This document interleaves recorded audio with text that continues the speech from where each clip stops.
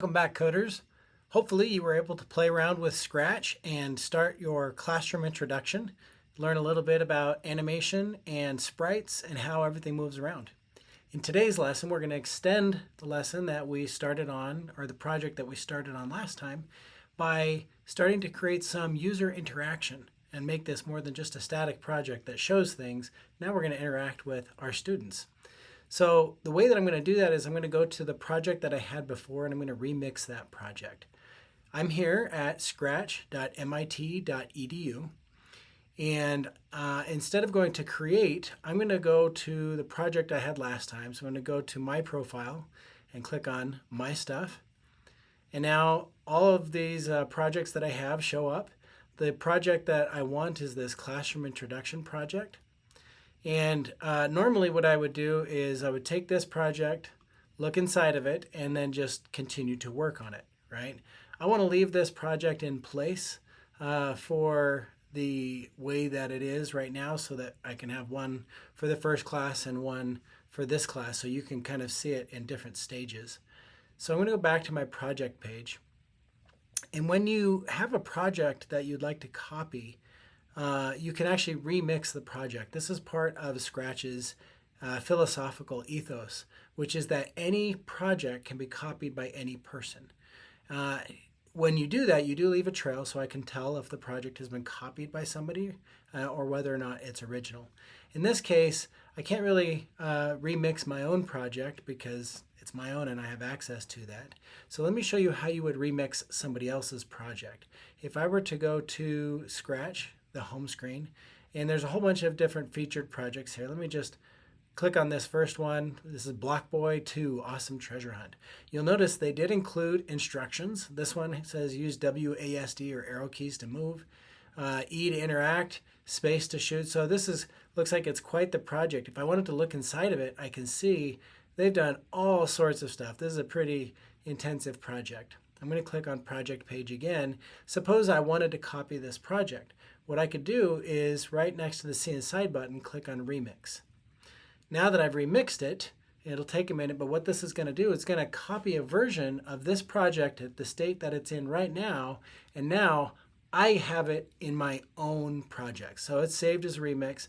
Block Boy 2, I'm going to call this Remix and remind myself, delete this so I don't fill my project space up with other projects I don't need, right? But I've got this right now. If I wanted to share it with somebody, I could share it. And you'll notice when I share a project that I've remixed, it says, thanks to Sharktooth Games for the original project, Block Boy 2 Awesome Treasure Hunt. I can see exactly where the project came from. So that's how you can remix other people's projects. I'm going to go ahead and go back to my own projects now. Click on My Stuff. And I'm going to go to, I'll delete this one here. So this remix is right there. I'm just going to click on Remix, and oh, I thought there was a delete there. I don't see the delete. Let me go back, and I'll ignore that for now. What I'm going to do is go back to my project, Classroom Introduction. This was our first Scratch project that we did. I'm going to click on See Inside, and up here at File, I'll click on File and say Save as a Copy. So that's how you remix or copy a project that is already your own. Right? Now that it's saved as a copy, you'll notice the share button reappeared. That's because this is a copy, which means I haven't shared this yet. Even though the original was shared publicly where everybody could see it, I haven't made this one public, so I'd have to click on that one in order to do this, right? So this will say, click the green flag to get to know Mr. Rich, your teacher.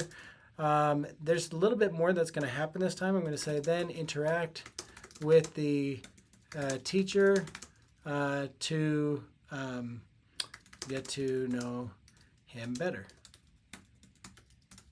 All right, or in this case, to get to know me better. So that's this project. It's now shared, and it is a different version of this. So I'm actually going to call this Day 2, Classroom Introduction Day 2. So with Day 2 ready, just as a reminder of Day 1, if we click on this, you can see here it says, hi there students, my name is Mr. Rich, and then some letters appear, and the letters are all going to animate in some sort of way, right? We plan that all out here on kind of this big comment that we left for ourselves, and this is how we plan out or decompose, break down what we want to have happen, right? So I'm going to continue breaking down what I want to have happen today. Now that I've introduced myself, I'm going to ask the student, what's your name? And this will make it so we can start getting some interaction between the computer or the program that we're creating and the user so that it's different or personalized for each user, right? Once they tell me their name, I'm going to say, hi there, and then I'll say their name, right? So this will just be a placeholder in I'll say hi there, name, whatever their name is, and then I'm going to say something like, can you guess, let's see, how about want to play a game? Want to play a game? Now, if they say, actually, you know what? I'm not going to ask them if they want to play a game. We'll just play a game. Okay, I'll just say, let's play a game. And what I'm going to do now is I'm going to say, guess my age. Guess how old I am. How about that? I'll say, guess how old I am. Say, guess how old I am. Guess how old I am. Now what I'm going to do is I'm going to then wait for their response. Okay. So that's important. I'm going to ask them a question and I'm going to wait for their response, like you would do with a lot of teaching types of activities, right? So they're going to go ahead and type in their response, and I'm going to wait for that response. Now what I'm going to do is, if their guess is greater than my age, then say, not quite, right? If their guess is less than my age, then say, I'm not that young. Or how about this list? The first time, let's actually tell them, I'm not that old. I'm not that old. And this time, let's say too young. Too young. If they get it just right, say, that's right. I am 47, so I'll tell them I'm 47 years old. Okay, so right now that's all we're going to do, right? We're going to extend this to have a little bit more interaction here. So let's start at number 6 today. We're going to ask the student what their name is. If you look over here on our different coding categories, we have motion, look, sound, events, and control. And we used all of these except sound the first time. What I'm going to do now is I'm going to go down to sensing. So click on sensing. Sensing is the type of code and the code blocks that we're going to use when we want to interact with the user, right? The person on this side of the screen. So what I'm going to do now is, you see the first one where it's sensing whether or not they're touching the mouse pointer, whether they touch a color, whether two different colors are touching. So there's a lot of different things here. The block that I want is this ask block, right? So I'm going to pull out the ask, and it's actually ask something and then wait, right? So in this case, it says ask, what's your name? That's actually the question that I wanted to ask. So I'm just going to leave that how it is. And then I'm going to take their response and do something with it, right? The way that I can do that is I'm going to go grab a say block, and I'll say something for a little bit. I'll say something like, what did I say? Hey there, hi there. And then I want their name. So the question is, how do I get their name? How do I make a sentence dynamic where it changes depending on the user's input, right? What I'm going to do is I'm going to go back to sensing, and you'll notice right under ask, there is a kind of a pill-shaped block called answer. If I click on that and pull it out, now their answer is contained in this block, right? This is what's called a variable, and we'll talk more about variables in a couple of weeks. This is a system variable, which means you don't have to program it. It's already part of the system, right? If I just take this and put it in answer, it'll just say their name. So let's just test this part of it out. Click on the green flag. My teacher says, hi there, students. My name is Mr. Rich. We wait 4 seconds, and then letters appear, and then Mr. Rich says, what's your name? Right? I'm actually going to make that go a little bit faster since we're testing. I'll just say, hi there, students, for 1 second, and my name is Mr. Rich for 2. Now I'm going to broadcast letter blocks, so the letter blocks show up, and then I start asking, what's your name? It's waiting for me to type in a name, so I'll say, well, my name is Peter, and then it just says Peter. Well, that's kind of cool, but I don't want to just say Peter. I want to use Peter in a sentence. The way that I can do that is by using another category of blocks called operators. If I go to operators, operators allow me to operate on information, right? So if I, for example, have numbers, I have all these arithmetic operators. I can add, subtract, multiply, or divide, right? I can pick a random number. I have these inequalities. I have this equality where I'm checking if two things equal something. I have these blocks here, which are called Boolean logic. I'm checking if two conditions are true. If they're both true, this is if either one of them is true, or if this is a condition is not true. What I want right now is I want this block right here that says join apple banana. This allows me to join two strings, right? A string is a series of characters, or it's words, right? So data has different forms on the computer. In Scratch, we're going to think of data in three different forms. We can have number data, we can have string data, or we can have Boolean data, right? Number is what it sounds like. They're numbers and allows us to operate on them as numbers. Strings is just a series of characters. So this could be letters, it could be numbers, but numbers treated as letters, basically. And then Booleans are true or false, all right? We'll talk about those in the future. So what I'm going to do now is I'm going to grab this join, and what I want to create this sentence that I've got here that says, hi there, name. Let's play a game. So I'm going to write where it says apple, I'll say hi there, comma, space. Now I want their name where it says banana. So I'm going to click and drag answer and put it right there. Okay. If I were just to test this out, I'm just going to pull this apart, click on ask what's your name, and it says what's your name, I'll say Bob. Now it says hi there, Bob. That's awesome, right? But I wanted a little bit more in the response. I want to say hi there, Bob, let's play a game, right? So in order to do that, I'm going to need another join. Go over to operators, the green, and grab the join, pull it out. This time I'm going to take all of that first sentence that I created, hi there, name, and put that at the first part where it says apple. Where it says banana, this time I'm going to put a period and say, let's play a game. And actually, I'm going to say, let's play a guessing game. How about that? Guessing game. Let's play a guessing game. Put this in there. Now, if I were to test this out, I can click on it. The teacher asks, what's your name? I'll say, my name is Jake. Hi there, Jake. Let's play a guessing game. Awesome. Now we're getting some interaction. So if I put that together with the rest of my code, I can now see I'm asking the student what their name is. I'm using their name in a sentence. Now I'm going to say, guess how old I am. Well, guess how old I am, I'm really asking them a question. I'm asking them for information, right? So I'm going to go back to sensing and grab that ask block again and pull that out there.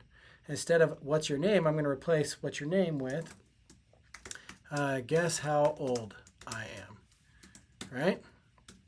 And I'm going to wait for their response. So what that looks like, if I just run this bit of code, it says, what's your name? My name will be Larry. Hi there, Larry. Let's play guessing game. Guess how old I am? I'll say 56. And now it does nothing with it because we haven't told it to do anything with it, right? So we've gotten through 6, 7, and 8 here. Now what I'm going to do is I'm going to wait for the response. That's what ask and wait does. So I don't actually need a block for that. Even though I planned it out, you don't always need a block for everything you plan, right? What I do need to do is I need to check their guess. So this says if their guess is greater than my age, then say I'm not that old. If their guess is less than my age, say that's too young. If it's just right, then tell them they got it just right. Okay. So what I'm going to do now is I'm going to, I need an if-else block, right? I'm going to check some condition, right? Did they get this thing right? So if you go to control is where we find all of the blocks that control the flow of your code. We used it for loops or repeat loops in the first lesson. Today we're going to use it with the if-else blocks. These are called conditional blocks because they check a condition, right? So I'm going to grab right now, because I'm checking multiple conditions, I'm going to grab this if-else block. Now they're guessing how old I am. I'm going to say if something. Well, what is the condition I want to check? Let's go back to our plan, our decomposition, and check this out. If their guess is greater than my age. Okay, well, so I want to say if their answer is greater than whatever my age is. Well, the way that I need to do that then is I need to go to operators because I'm going to work on some data here, right? I'm going to say if, and if you look at the shape of this, you can see the shape is kind of this hexagonal shape. So it's going to be one of these hexagon blocks. And in this case, I want a greater than block. I've got an inequality, right? If, now there's two sides to this inequality. If something is greater than something, if I look at my plan, I said if their guess. Where do I find their guess? Hopefully you're thinking sensing, right? Go back to ask and grab the answer block. I'm going to say if their answer is greater than, in my case, 50 is not far off, 47 is the answer for me. So if their answer is greater than 47, then I want to say a few things, right? I'm going to go ahead and go to looks and grab a say block, and I'm going to say, I'm not that old, okay? And actually, you know, we haven't used sound yet, so let's use sound right now. I know that wasn't in my plan, but I'm going to go ahead and add it. I'm going to go to sound, and let's go to sounds, and let's find a sound that's kind of like a, you got that wrong sound. So let's go to wacky.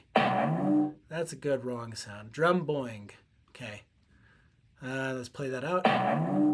Yeah, that's a good one. I like that. In fact, while we're here, let's go ahead and just grab a you got it right sound as well. So I'm going to hover over choose sound, click on choose sound, and find something. Let's go to wacky. That sounds, that's a good bad one. Nope.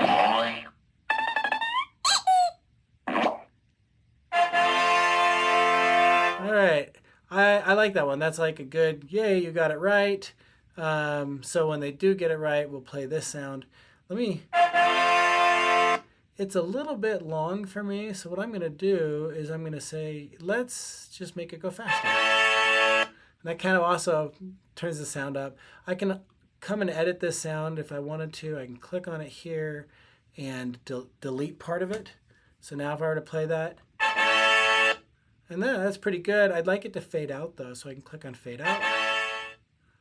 Okay, that works. I like that one. So that's the ta-da sound and the drum boing. I'm gonna rename that to wrong and right. Okay, so now I've got these two sounds. I don't actually need the xylo sound. I'm gonna click on that and delete it. Now that I got my sounds that I like, I'm gonna click back on the code tab and say I'm not that old, and let's play a sound. I'm going to start a sound, right? The difference between play sound until done and start sound is start sound will start the sound and then go on to the next block of code. Whereas play sound until done, we'll play it until it's finished and then go on to the next block of code. I want to go ahead and start the sound and say I'm not that old at the same time. Only right is not the right sound. I want wrong. So let's test this out. I'm just going to pull out ask guess how old I am. And I'm going to stop the code and try it again. Ask, guess how old I am. And I'll say something greater than 47, 50. And my teacher says, I'm not that old, right? Great. So far that's good. If we were to test this again and put something lower, 45, it doesn't do anything because so far we've only attended to the first condition, right? So if it's not greater than, our only choices are that they either got it right or it's less than, right? So let's check the less than, and then once we're done with that, we'll check if they got it right. The way that we're going to do that is we're going to go back to our control. And right now it says if it's greater than 47, do this. Well, we're assuming that it's not greater than 47, so then we're going to be into this else block. So else, we're going to pull another if else in here, and it's the same process again. We're going to ask another condition. Well, it wasn't greater than 47, so is it less than 47, right? I'm going to follow the same thing. I'm going to go back to operators. I'm going to grab an inequality. This time I'm going to grab a less than inequality. And I'm going to say if it's less than 47, well, what is it that I'm comparing to? I'm comparing to their answer. And the answer hasn't changed yet, so I want to use that same answer they gave me the first time. So if I go to sensing, I'm going to grab right under ask the answer block and put that in there. Okay, so same sort of process. If the answer is less than 47, then I'm going to go to sound.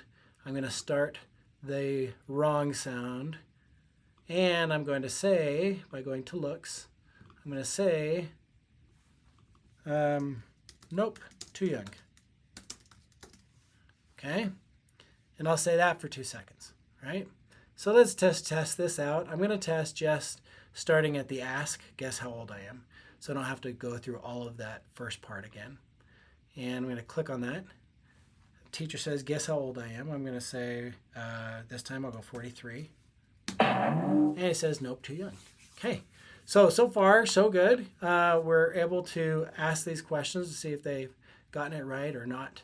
Now, if it's not greater than and it's not less than, then they must have answered the right thing, right? So I don't actually have to check if they got it equal to 47. I know at this point that their answer must have been 47.